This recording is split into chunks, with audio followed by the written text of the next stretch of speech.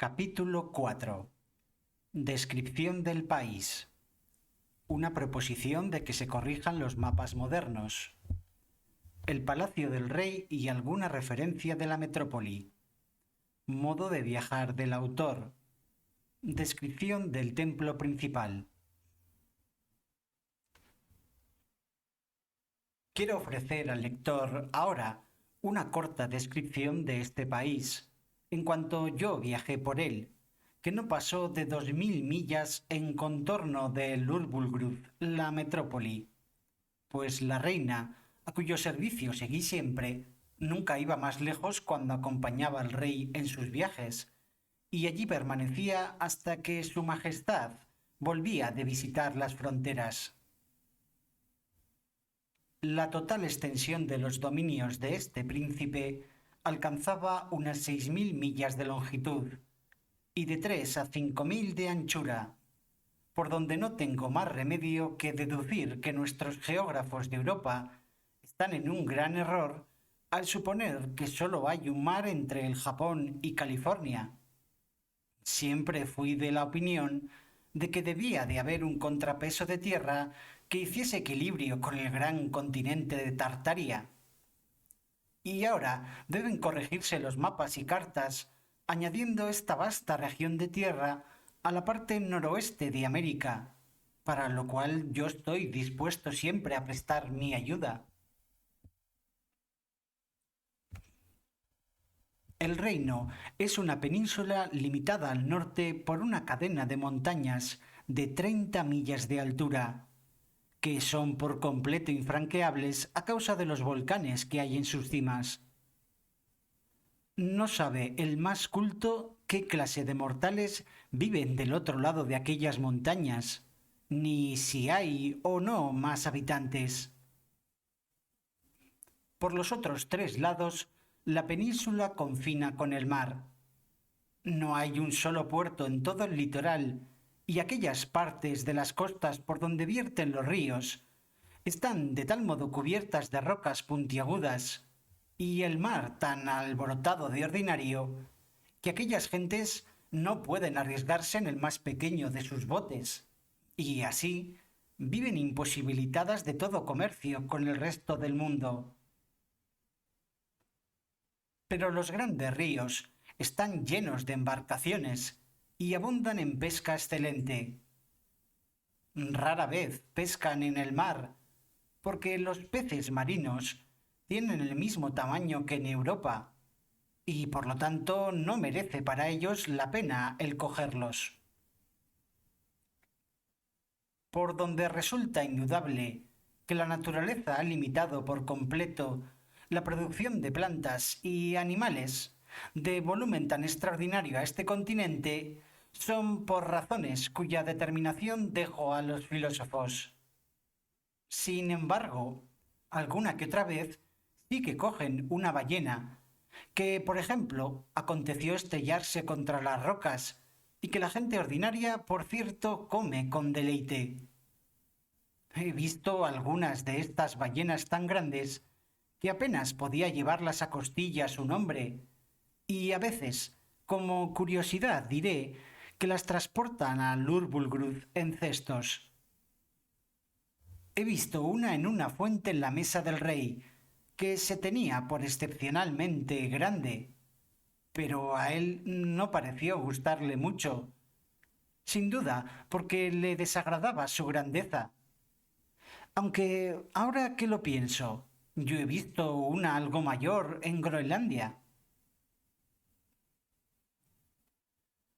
El país está bastante poblado, pues contiene 51 ciudades, cerca de 100 poblaciones amuralladas y gran número de aldeas. Para satisfacer al lector curioso, bastará con que describa la metrópoli, Lorbullgrud. Esta ciudad se asienta sobre 2 extensiones casi iguales, una a cada lado del río que la atraviesa por el centro. Tiene más de 8000 casas y unos 600.000 habitantes. Mide a lo largo 3 glanglus, que viene a ser unas 54 millas inglesas, y 2,5 a lo ancho, según pude medir yo mismo sobre el mapa real hecho por orden del rey, y que para mi servicio fue extendido en el suelo, que cubría en un centenar de pies. Anduve varias veces descalzo el diámetro y la circunferencia, y haciendo el debido cómputo por medio de la escala, lo medí, creo yo, con bastante exactitud. El Palacio del Rey no es un edificio regular, sino un conjunto de edificaciones que abarcan unas 7 millas en redondo. Las habitaciones principales tienen, por regla general, 250 pies de alto y anchura y longitud proporcionadas. Se nos asignó un coche a Glundalclitch y a mí, en el cual Suaya la sacaba frecuentemente al ver la población o a recorrer los comercios. Y yo siempre era de la partida, metido en mi caja, aunque la niña, a petición mía, me sacaba a menudo y me tenía en su mano, para que pudiese mirar mejor las casas y la gente cuando íbamos por las calles. Calculé que nuestro coche sería como una nave de Westminster Hall, pero algo menos alto, aunque no respondo de que el cálculo sea demasiado puntual. Un día, el aya mandó al cochero que se detuviese frente a varios comercios, donde los mendigos, que acechaban la oportunidad, se agolparon a los lados del coche y presentaron ante mí el espectáculo más horrible que se haya ofrecido a ojos europeos.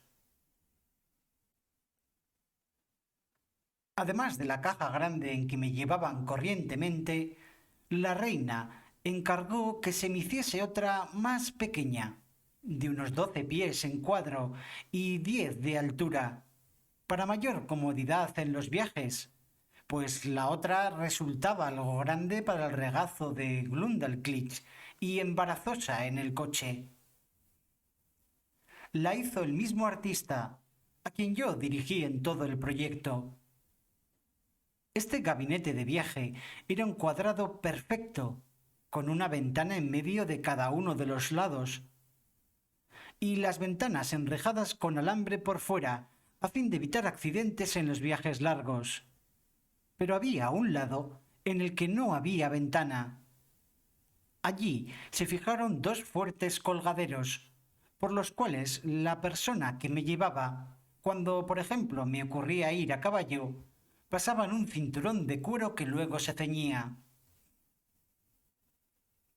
Este era siempre un menester encomendado a algún criado juicioso y fiel en quien se pudiese confiar, tanto que yo acompañase al rey y a la reina en sus excursiones, como que fuese a ver los jardines, o a visitar a alguna dama principal, o algún ministro, si es que acaso Glundalclitch no se encontraba bien y no podía llevarme.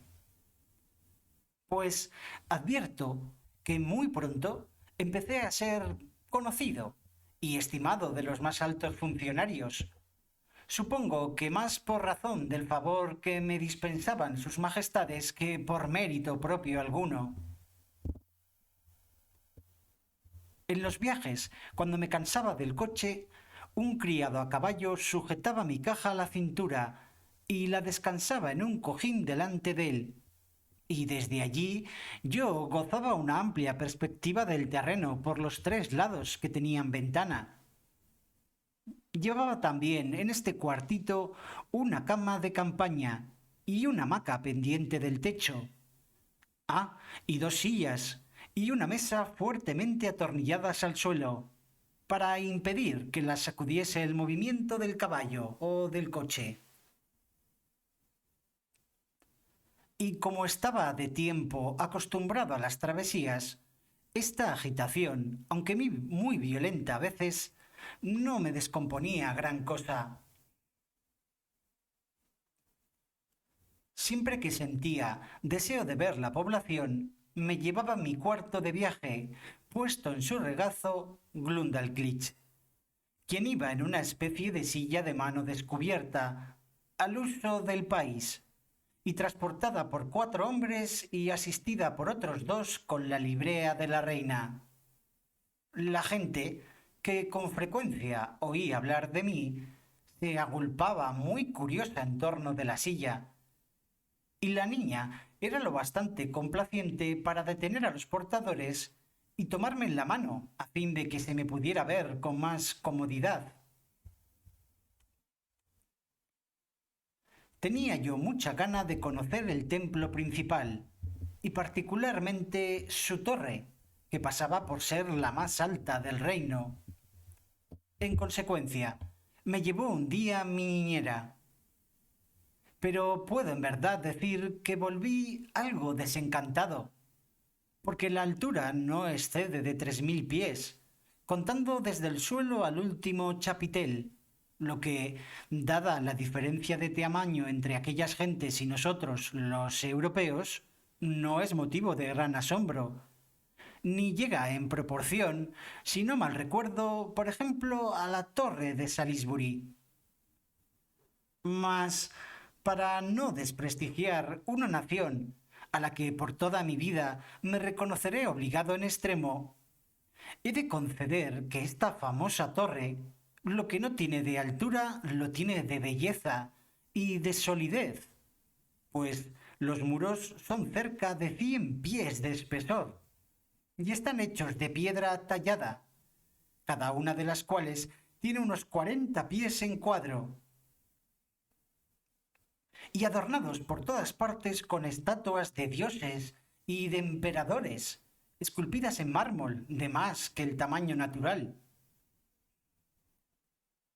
Me di un dedo meñique que se le había caído a una de las estatuas y pasaba inadvertido entre un bozo de broza, y encontré que tenía justamente 4 pies y 1 pulgada de longitud. Glundalclitch lo envolvió en un pañuelo y se lo llevó a casa en el bolsillo, para guardarlo con otras chucherías a las que la niña era muy aficionada, como es corriente en los chicos de su edad. La cocina del rey es, a no dudar, un hermoso edificio, terminado en bóveda y de unos 600 pies de alto. El horno grande no llega en anchura a la cúpula de San Pablo, que es 10 pasos mayor, pues de propósito medí esta a mi regreso. Pero si fuese a describir aquellas parrillas, aquellas prodigiosas marmitas y calderas, aquellos cuartos de carne dando vueltas y vueltas en los asadores, y otros muchos detalles, es posible que no se me diera crédito, o por lo menos una crítica severa se inclinaría a pensar que yo exageraba un poco, como se sospecha que hacen frecuentemente los viajeros. Por evitar esta censura, creo haber incurrido excesivamente en el extremo contrario, y que si el presente estudio viniera a ser traducido al idioma de Brobdingnag, que este es el nombre de aquel reino, y llevado allí mismo, lo mismo el rey que su pueblo tendrían razón para quejarse de que yo les había ofendido con una pintura falsa y sobre todo diminutiva.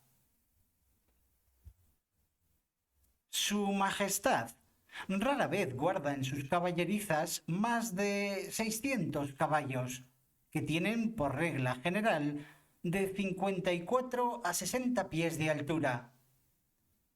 Pero cuando salen días solemnes, le da escolta una guardia miliciana de otros 500 caballos, que yo tuve, sin duda, por el más espléndido espectáculo que pudiera presenciarse, hasta que vi aparte de su ejército en orden de batalla, de lo que ya tendré ocasión de hablar más adelante.